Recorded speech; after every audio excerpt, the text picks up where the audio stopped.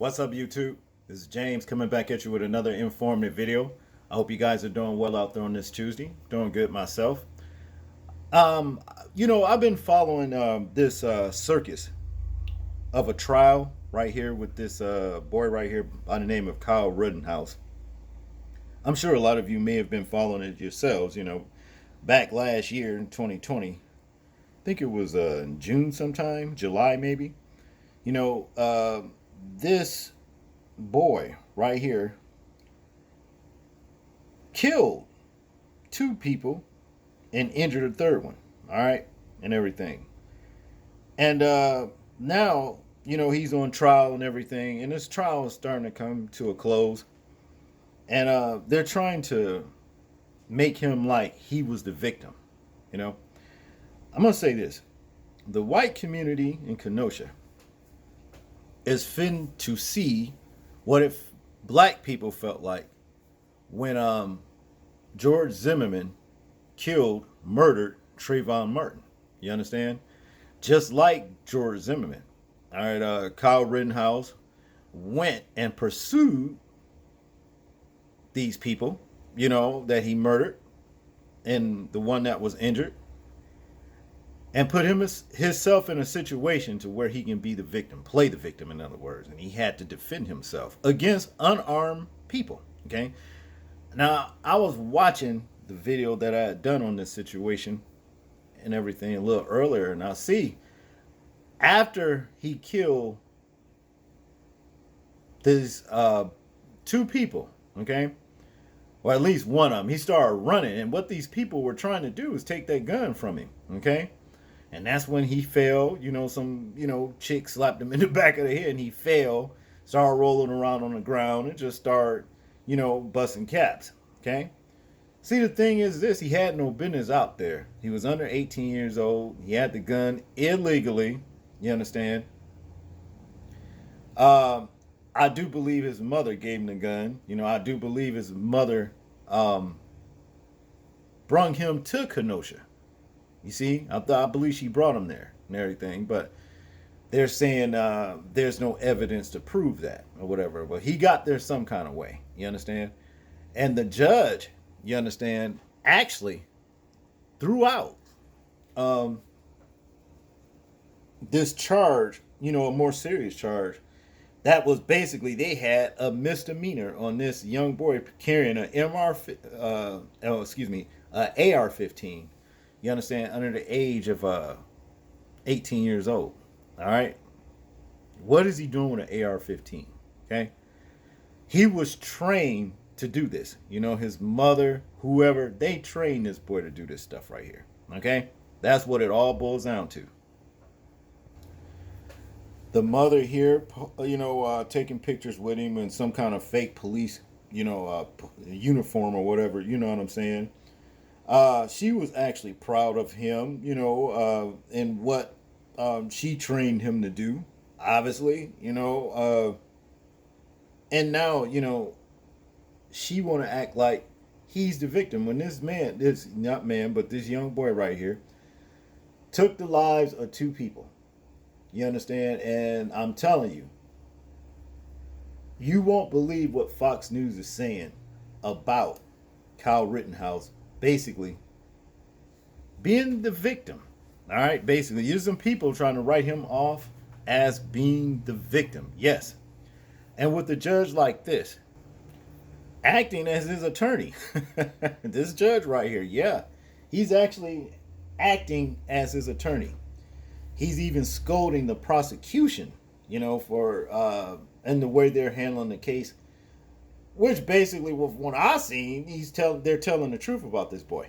You understand what I'm saying? They're telling the truth, but the judge is actually acting as his attorney himself. Okay, reducing the charges and things like that. And when if you got a grown black man, basically twice the age of Kyle Rittenhouse, with a conceal and carry permit, you understand, can be caught with an AR-15. It's already happened, and the guns have been confiscated, and they was brung up on charges for even assembling or walking down the street with a AR-15. Okay? This has happened just recently. I can't remember, sometime earlier this summer. I can't remember what state. But I'm going to tell you this: Kyle Rittenhouse will get off on this charge. These charges, and if he don't, it's going to be basically a slap on the wrist. Okay, and let me show you why. Here's a picture of Kyle Rittenhouse in some kind of bar. You understand? I guess it was earlier that night or whatever, or it could have been. I'm not really sure when it was. Okay, but Kyle Rittenhouse, as you can see right here, posing in a picture. All right. And you see this sign right here. Just look at this sign right here. This sign is said to be a so-called white supremacist sign, but it has nothing to do with white supremacy. I've said this time and time again. This basically is the sign of the Baphomet. That's what it all boils down to. Okay. And as you can see, this part right here represents the 0, okay? And 3 6s. 6, 6, 6, okay? So, being that, like I'm saying, the judge acting as his attorney, and they're acting like he's the victim and everything, or what have you, and his mother basically groomed him to go out here and do these things, he's going to get off of this. I'm telling you right now. And if it's going to be such, if they don't let him off, I'm telling you, it's not even going to be, the trial's not going to be even worth the taxpayers' money.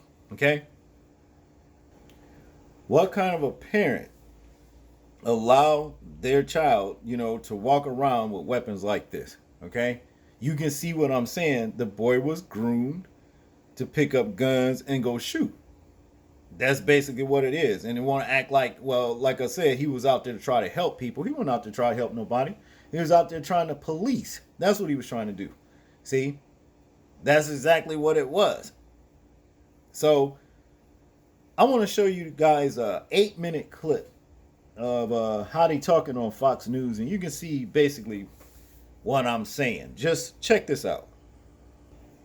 But first, hundreds of Wisconsin National Guard troops are activated ahead of the expected verdict in the Kyle Rittenhouse trial next week. And as the judge rules that the jury will be able to now consider lesser charges, there are reports that he is getting death threats. And one of them reads, "Enjoy your term, Judge. It's going to be your last. If I ever meet you in person, I fully intend to spit directly into your face. Regardless the cost, you're disgusting." Now, Rittenhouse's mother is coming to the judge's defense. Judge Schroeder is a fair judge. He does not like the nonsense in the courtroom. And anybody that lives in Kenosha or Kenosha County knows that. And he is a fair judge. And I have respect for that. All right, guys, Emily, I want to come to you first because I want to talk about these lesser charges. This reads to me like prosecutors feel like they're not going to get this guy on the murder charge, so they're going to try for something else. Is that what you're reading too? Right. I think that's a good overarching takeaway from this. And keep in mind that the more charges that are thrown at the jury, the more explanations, the more complicated it becomes, then the more confused they are. And frankly, the harder it is to come to a seamless consensus decision for Kyle Rittenhouse. And this is what I want viewers to understand. First of all, if prosecutors seek those lesser convictions, then a life sentence is off the table. And what was going back and forth between the judge and prosecution and defense are lower charges on both the initial murder from intentional homicide down to a lower degree, meaning that yes, he feared his life was in danger, but it was an unreasonable use of force. And the second decrease was in regards to the reckless endangerment homicide. And that is essentially, or actually that wasn't the homicide, it was the shooting. And that was that there was no utter disregard for life regarding the reporter that was standing behind the victim there. So there's a lot to go into for these juries, but I think that what remains to be seen is how the prosecution will seek these actual charges. And remember, there's a chance that they might still throw in a provocation instruction, which means that regardless if the jury thinks that indeed he feared for his life and used reasonable force for that self-defense argument, it throws it all off the table if it was he who provoked those men that night. Okay, we're going to see what happens in the next 48 hours here. He should come out with something on Monday. Sean, there has been so many outside opinions on this case. You know, people like LeBron James this week got a lot of heat because he was pretty much making fun of Kyle Rittenhouse, saying that he was being fake on the stand when he was crying. CNN's Don Lemon seems to think that the judge is being biased, calling him, saying that he's treating Kyle Rittenhouse as if he's his grandson. And then there's the media basically slamming the judge here. Watch. I've never seen anything like this before, where a judge yelled quite like this. His behavior is, at the very least, unusual and concerning, treating Kyle Rittenhouse as if he's his grandson. Just berating the prosecution. No one needs to be berated like that in a courtroom. He has made a series of decisions. Each one perhaps may be individually defensible, but in totality lead to the impression of a biased, racist judge. Okay, but there are people who've known this judge for years and they completely disagree with this. Meanwhile, he's getting threats. Sean, what's happening here? So let's take a step back for a moment. I think, per Emily's analysis, when you look at the facts, you want, as a prosecutor, you want to make it as simple as possible for the jury to understand. So yes, Kyle Rittenhouse is there. Yeah, maybe he shouldn't have been there. Some jurors might think, and he had a gun. They might think he shouldn't have a gun.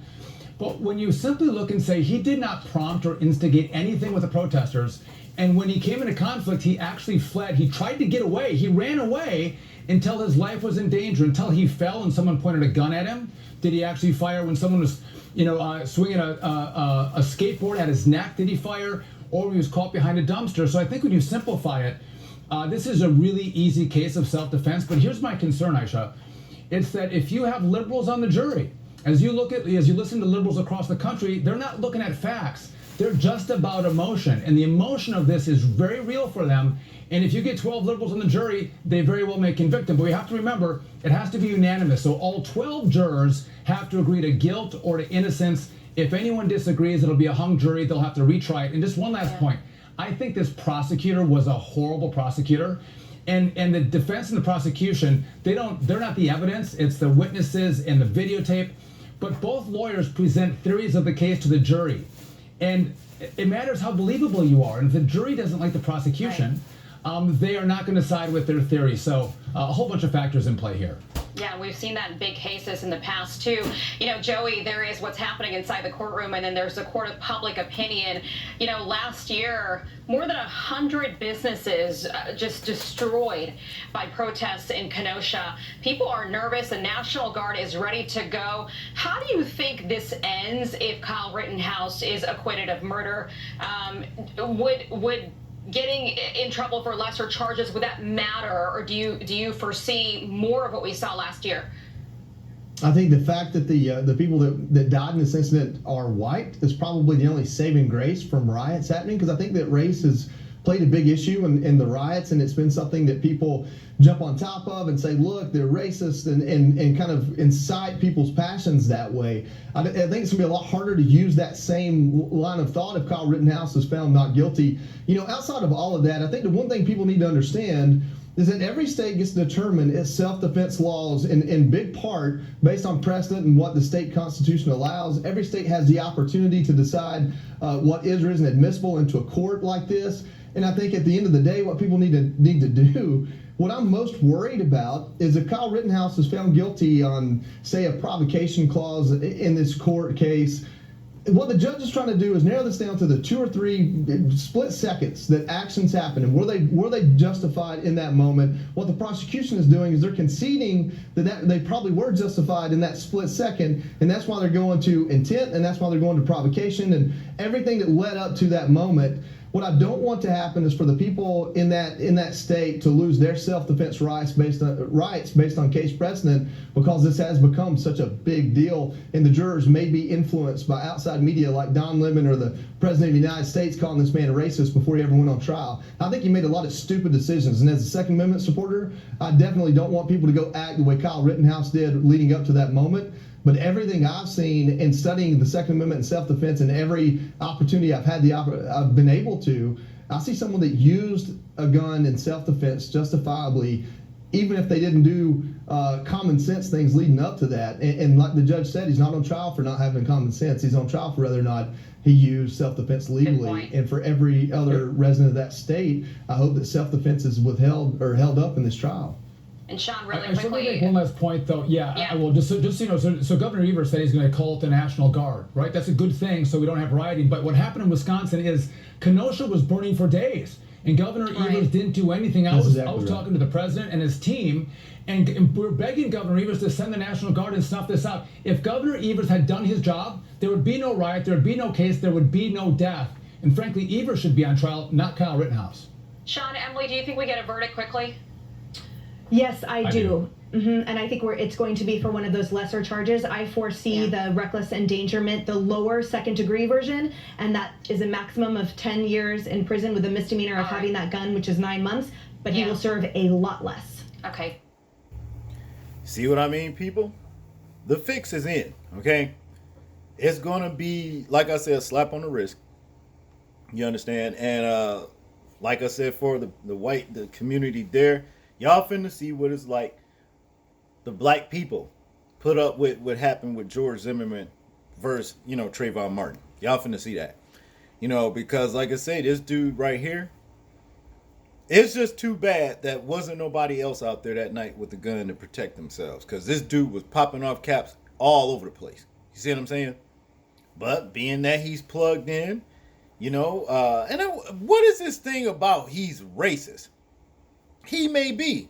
But let's not forget, he killed 2 white boys.